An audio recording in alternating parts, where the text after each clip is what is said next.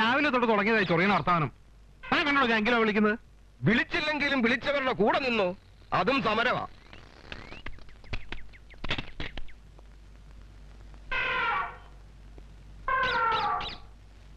ആണ്ട അടുത്ത ആള്. എടാ ഏജന്റ്, ഇനി കൊതുകിനെ അടിച്ചോണ്ട് ഇവിടെങ്ങാനും കൂടിക്കോ. ഞാൻ പത്രോഫീസിന് വരിക. എല്ലാരും അവിടെ കൂടി നിപ്പുണ്ട്. സമരം ഒന്ന് ഒത്തീർപ്പാവണ്ണ. മഹാനായ MD മുകളിലിരിപ്പുണ്ട്, അദ്ദേഹത്തോട് പോയി ചോദിക്കേ. Ramavarma here. Good morning sir. ഏയ് നത്തിങ്. ഒരു പവർ ഫെയിലിയർ. ഫ്യൂസ് മാറ്റിട്ടാ മതി. I can manage. ഓർഗനൈസ്ഡ് ഒന്നുമല്ല, ഒരു ഇമോഷണൽ കമോഷൻ. എനിക്കിതൊരു നല്ല അവസരമായിട്ടാണ് തോന്നുന്നത്. ഒരു ഫിൽട്രേഷൻ ആവശ്യമാണ്. കുറെ കരടുകളുണ്ട് നമ്മുടെ പത്രത്തിൽ, എടുത്തു കളയണം. കൈ ഇങ്ങനെ കൈ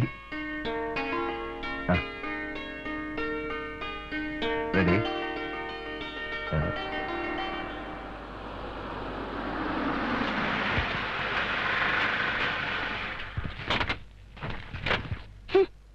പെൻഷൻ പറ്റിയിട്ടും ഓരോരുത്തരെ പിടിച്ചു വെച്ചിരിക്കല്ലേ. എല്ലാത്തിനും പിരിച്ചു വിടണം, എന്നാലേ പഠിക്കൂ. പിന്നെ നീ അച്ചടിച്ചിറക്കൂ മലയാള ശബ്ദം. MB എന്ന 3 അക്ഷരം നിരത്തിയിട്ടാ പത്രം ആവില്ല മോനെ. അത് പറഞ്ഞ് മനസ്സിലാക്ക്. സംസ്കാരം, സ്നേഹം, കാരുണ്യം ഇതൊന്നും വില കൊടുത്ത് വാങ്ങാൻ പറ്റുന്ന ഡിഗ്രികളല്ല. അമ്മ ഇന്നലെ വാസേട്ടനെ രാമേട്ടനെ നേർക്ക് കയർത്തില്ലേ? അതിന് വരെ അവരോട് നല്ല വാക്ക് പറയായിരുന്നില്ലേ? പണിമുടക്കി നിൽക്കുന്നവർക്ക് പായസം വിളമ്പാൻ എന്നെ കിട്ടില്ല.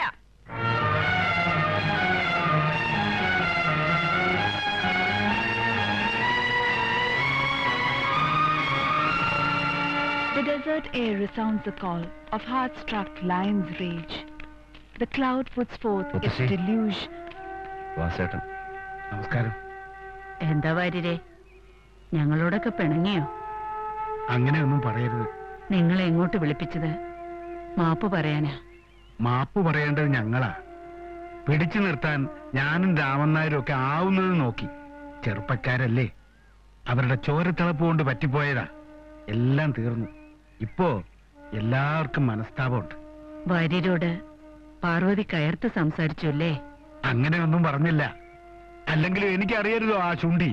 ദേഷ്യം വന്നാൽ സ്വാതന്ത്ര്യം ഉള്ളവരോടല്ലേ കയർക്കാൻ പറ്റൂ. ക്ഷമിക്ക, ഒന്നും മനസ്സിലൊരു കരടായി കിടക്കണ്ട. രാമനായരെ, മകളുടെ കല്യാണ ഫോട്ടോയും വാർത്തയും നാളത്തെ പത്രത്തിലുണ്ടാവും. അതൊന്നും വേണ്ടായേ, ഇപ്പൊ തന്നെ മനസ്സ് നിറഞ്ഞു. പായ്പാടാ, എന്തോ ഇന്ന് എല്ലാവർക്കും ഒരു സദ്യവട്ടം തന്നെ ആയിക്കോട്ടെ. രാമേട്ടൻ പോയി എല്ലാവരെയും വിളിച്ചോണ്ടിരൂ. ഉച്ചയ്ക്ക് ഊണ് വിടുന്നാവാം. ഓ താങ്കൂടെ ചെല്ലേ.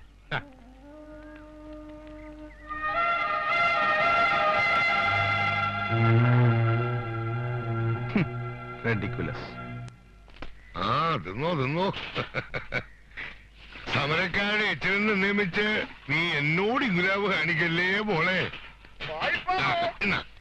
പശുവിന് കോണായല്ലോ. തന്നെ കേഴണ്ട.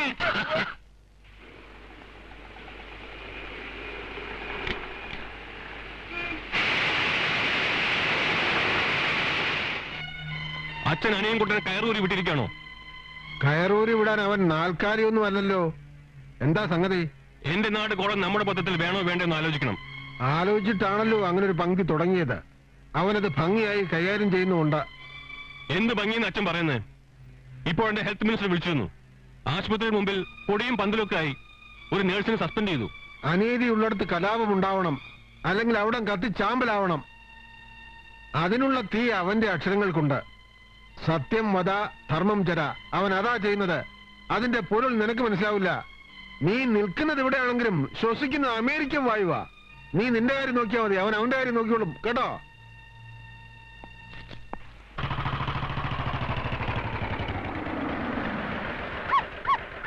നിങ്ങൾ എങ്ങോട്ടാ? Arrange marriage, love marriage. പെമ്പിള്ളാരുടെ ചർച്ചയുണ്ട്. ഇവളാ മോഡറേറ്റർ, ഞാൻ ഫോട്ടോഗ്രാഫർ. വെന്നി എവിടാ സുധു? വെന്യൂ എവിടെ വെച്ചാ? കോളേജ് ഹാളിൽ വെച്ചാ പറ്റി. നമുക്കൂടെ അങ്ങോട്ട് പോയാലോ മിസ്സസ് മേനോൻ? വേണ്ട, നിങ്ങൾക്ക് 3 പേർക്കും ആ പ്രായം കഴിഞ്ഞല്ലയോ? Arrange marriage, love marriage. ഇപ്പോ ഡൈവേഴ്സിന്റെ വക്കത്തല്ലയോ? നമുക്ക് വിവാഹ മോചനത്തെ കുറിച്ച് വിമൻസ് ക്ലബ്ബിൽ വെച്ചൊരു ചർച്ച സംഘടിപ്പിക്കാം. ഇവള് മോഡറേറ്റർ, ഞാൻ ഫോട്ടോഗ്രാഫർ. ചീട്ടുകളി എത്ര മണി വരെ പോവും അമ്മേ? യോ അല്ല മമ്മി. സുദർശന് എപ്പോഴും അനിയൻകുട്ടിന്റെ കൂടെ സഞ്ചാരം അല്ലേ? അതെ അതെ, പ്രായമായെന്നൊരു ചിന്തയില്ല രണ്ടുപേർക്കും. പോവാം. Arranged marriage or love marriage? Marriage എന്ന ചടങ്ങിന്റെ ആവശ്യം എന്താണ്? A criminal wastage, selection of A partner. പ്രായപൂർത്തിയായ ഏതൊരു പെൺകുട്ടിക്കും അവകാശപ്പെട്ടതാണ് അവൾക്ക് ഇഷ്ടപ്പെട്ട പുരുഷന്റെ കൂടെ ജീവിക്കുക എന്നത്. അങ്ങനെ ജീവിക്കുന്നതിന് ഒരു ലീഗൽ സാങ്ക്ടിറ്റി വേണ്ടേ? എന്ത് ലീഗൽ സാങ്ക്ടിറ്റി? പരസ്പര വിശ്വാസത്തിന്റെ വിശുദ്ധിയാണ് കുടുംബജീവിതത്തിന്റെ സാങ്ക്ടിറ്റി എന്ന് പറയുന്നത്. നിങ്ങൾ രണ്ടുപേരും പറയുന്ന അഭിപ്രായത്തോട് ഞാൻ യോജിക്കുന്നു. പക്ഷേ വിവാഹപ്രായമെത്തിയ എല്ലാ പെൺകുട്ടികളുടെയും മനസ്സ് ഒരുപോലെയാണ് എന്ന അഭിപ്രായത്തോട് എനിക്ക് വിയോജിപ്പുണ്ട്. ഇപ്പോ എന്റെ കാര്യം പറയുകയാണെങ്കിൽ കുടുംബ പശ്ചാത്തലം ഒരു വലിയ ഘടകമാണ്. എഴുത്തുപുര വീട്ടിലെ പൂമുഖത്താണ് എന്റെ സങ്കല്പത്തിലെ ഭർത്താവ്. എഴുത്തുകാരൻ ഭർത്താവ്, ചന്ദനത്തിന്റെ മണമുള്ള ഭർത്താവ്, എണ്ണക്കറുപ്പിലെ കർപ്പൂര ദീപം എനിക്ക് ശേഷം മാത്രം തൊഴാൻ കാത്തു നിൽക്കുന്ന ഭർത്താവ്. എന്റെ പരിഭവങ്ങളെ എന്താ പറയാ, കൊഞ്ചിച്ച് കൊഞ്ചിച്ച് ഇല്ലാതാക്കി ഒരിക്കലും മടുക്കാത്ത യവനമായി എന്നും ഉറക്കരയിൽ എന്നെ അനുവാദമില്ലാതെ കെട്ടിപ്പിടിക്കുന്ന ഭർത്താവ്. വർമ്മ സാർ, ഞാൻ സാറിന്റെ ഒരു വെൽവിഷറാണെന്ന കാര്യത്തിൽ സംശയമില്ലല്ലോ. അനന്തരാമൻ കള്ളുകുടിക്കാൻ ഒരു വിഷയം ഉണ്ടാക്കാണോ? പറയണമെന്ന് തോന്നുന്ന കാര്യങ്ങൾ അപ്പ പറയാന്നുള്ളതാണ് എന്റെ ഒരു സ്വഭാവം.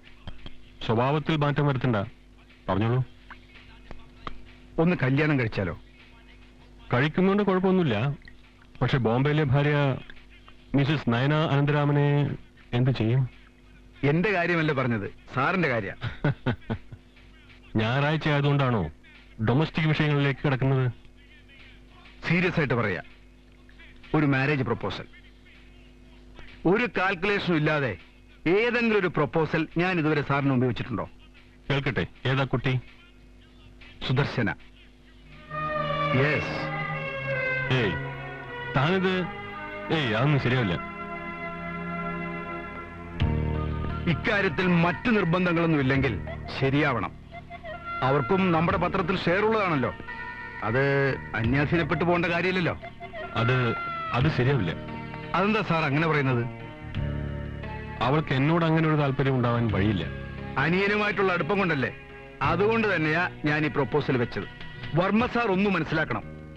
രണ്ട് സഹോദരന്മാരുള്ള എഴുത്തുപുര വീട്ടിൽ രണ്ടു പേർക്കും ഒരുപോലെ അവകാശപ്പെട്ട ഒരു പത്രവും ഒരു മുറപ്പെണ്ണും, രണ്ടും ഒരാളുടെ കയ്യിൽ തന്നെ നിൽക്കണം. അയാൾക്കേ പവറുള്ളൂ. പക്ഷേ സുദർശനയും അനിയൻകുട്ടനും തമ്മിൽ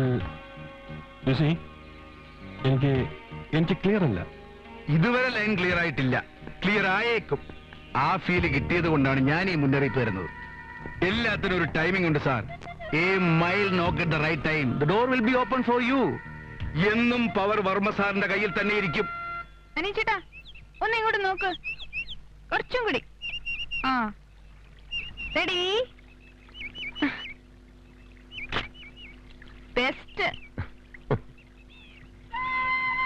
സുധു, ഞാൻ ഈ അഗ്നിദേവനെ പറ്റി വായിച്ചു. അപ്പൊ അതിലെ സുദർശന നല്ല പത്തര മാറ്റുള്ള തങ്കക്കട്ടി പോലുള്ള സുദർശന, പുരാണങ്ങളിലെ കിരീടവും നെറ്റിപ്പട്ടവും ഒക്കെ ഉള്ള സുദർശന. നീയല്ല, നിന്റെ തലയില് കിരീടം വെച്ച കാലിപ്പെട്ടിയുടെ മുകളിൽ സൂട്ട് കേസ് വെച്ച പോലെ ഇരിക്കും. അപ്പൊ ഈ സുദർശനയുടെ കാമുകനായിരുന്നു അഗ്നിദേവൻ. അപ്പൊ ഡ്യൂപ്ലിക്കേറ്റ് സുദർശനായ നിനക്കും വേണമെങ്കിൽ ഒരു കാമുകനാകാമല്ലോ എന്ന് ഞാൻ ആലോചിച്ചോണ്ടിരിക്കായിരുന്നു.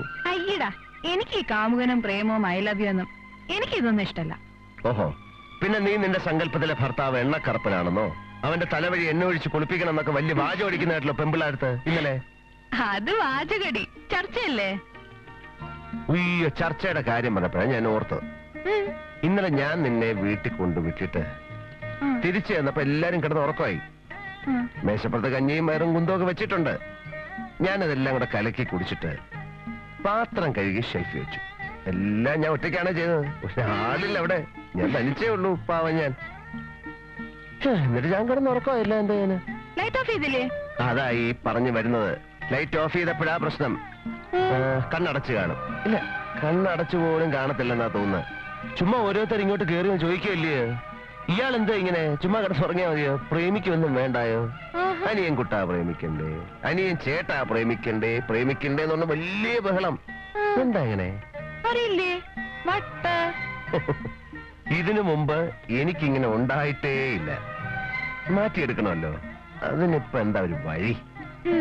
പെണ്ണ് കെട്ടണം. എനിക്ക് ചെറിയൊരു പ്രോബ്ലം ഉണ്ട്. എനിക്ക് ഈ പരിചയമില്ലാത്ത പെണ്ണുങ്ങളെ കെട്ടുക എന്ന് വെച്ചാൽ ഭയങ്കര പ്രയാസമുള്ള കാര്യമാണ്.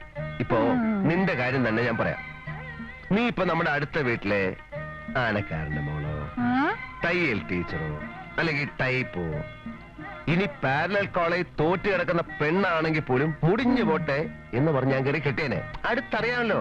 അനിയൻ ചേട്ടൻ ഇപ്പൊ തന്നെ കെട്ടണമെങ്കിൽ ഞാൻ നല്ലൊരു പെൺകുട്ടി അന്വേഷിച്ച് മുത്തശ്ശിയുമായി വിശദമായ ഒരു ചർച്ച നടത്തി തീരുമാനം അറിയിക്കാം. വേണ്ട, നിന്റെ ചർച്ച വെറും വാചകമടി ആയതുകൊണ്ട് മുത്തശ്ശിയുമായി ഞാൻ വിശദമായ ഒരു ചർച്ച നടത്തി വളരെ സ്ട്രോങ് ആയ ഒരു തീരുമാനം നിന്നെ അറിയിക്കാം.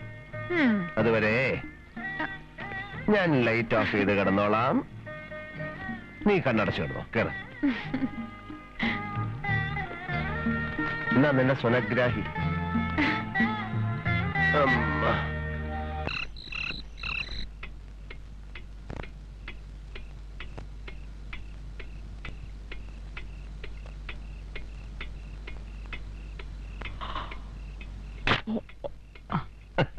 എന്താ ഇത് അനിയൻ കുട്ടാ?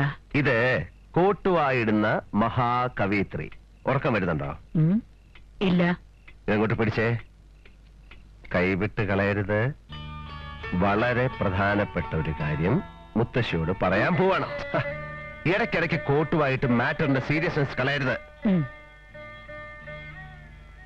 ഒരു കല്യാണക്കാര്യ പറയൂ. നമ്മുടെ സുധുവിനെ ഒരു രസികൻ ആലോചന. രസികൻ എന്ന് പറഞ്ഞാൽ ബെസ്റ്റ് ആലോചന. ബെസ്റ്റ് എന്ന് പറഞ്ഞാൽ ദ ബെസ്റ്റ് ആലോചന. ഒക്കെ ഞാൻ അറിഞ്ഞു കുട്ടി. അറിഞ്ഞോ? എങ്ങനെ അറിഞ്ഞു മുത്തശ്ശി? അവള് പറഞ്ഞു. അവൾ ഇങ്ങനത്തെ കാര്യം പറയോ? പാർവതി പറഞ്ഞു. അമ്മയുടെ അടുത്ത് വരെ എത്തിയോ ഈ കാര്യം? ആ അപ്പൻ നേരിട്ട് പറയായിരുന്നു.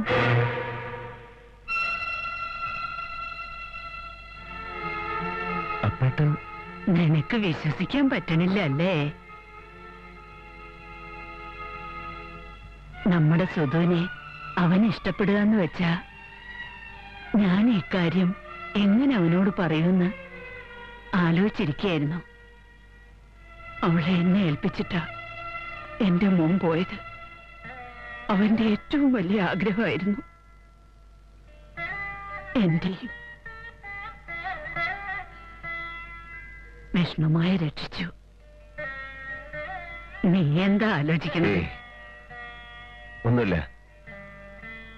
എനിക്ക് ആദ്യം ഇത് മുത്തശ്ശിയോട് പറയാൻ പറ്റിയില്ലല്ലോ എന്ന് ആലോചിക്കുകയായിരുന്നു. ഒരുപാട് താമസിച്ചു. ഞാൻ കിടക്കട്ടെ.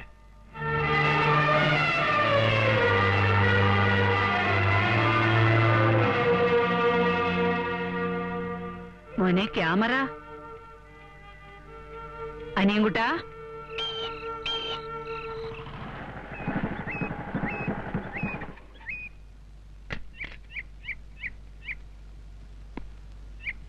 എന്താ അമ്മായി? എന്തിനാ വിളിപ്പിച്ചേ?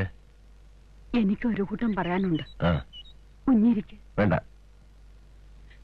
എന്താ ഉണ്ടായേ?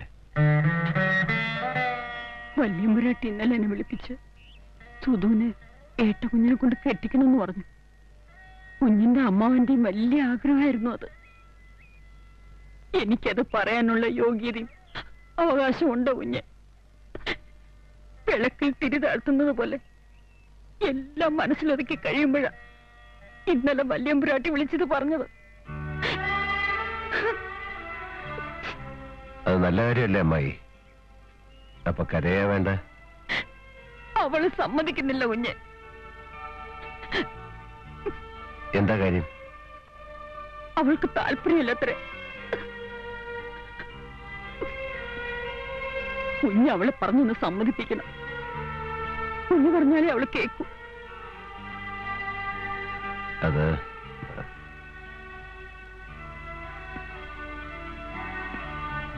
ഞാൻ പറയാം. പിന്നെന്താ? അവളോടെ വിളിക്കുക. ഞാൻ പറഞ്ഞേക്കാം.